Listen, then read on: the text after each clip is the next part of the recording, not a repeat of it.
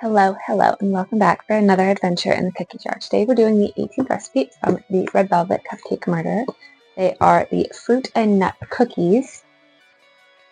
They're a bit like whippersnappers, but with brownie. So it does have the recipe for all three right here, because there's 3 variations to this. But today we are doing the fruit and nut ones.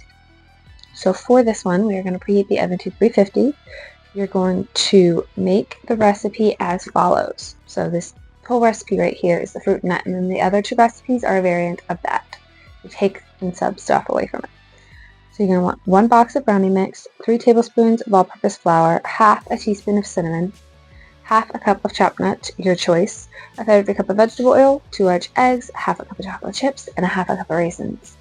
You are going to want a sprayed or lined baking sheet.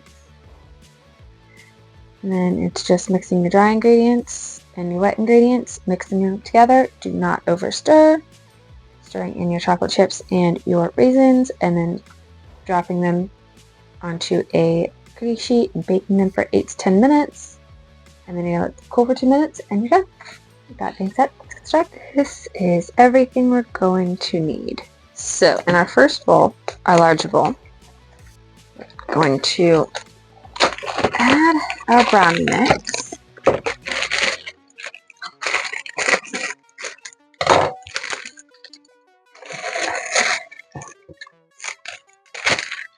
Three tablespoons of flour, our cinnamon, and mix that together.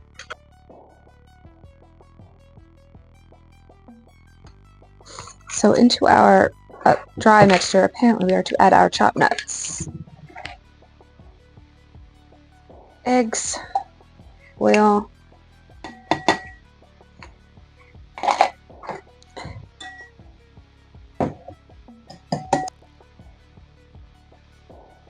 and then combine them gently.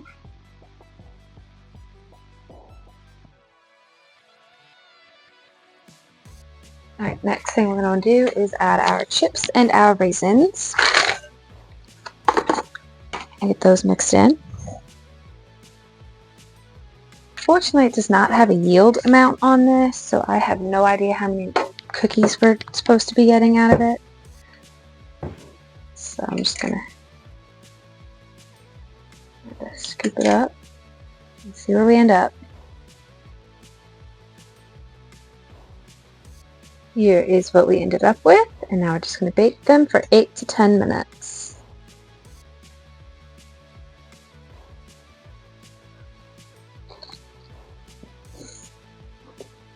So they're interesting because with the nuts and the cinnamon, they make me think of an oatmeal cookie. There is no oatmeal in these. It kind of feels like with the cinnamon and the raisins and the chocolate, there should be. Overall, they're interesting. They're to me are kind of a unique flavor.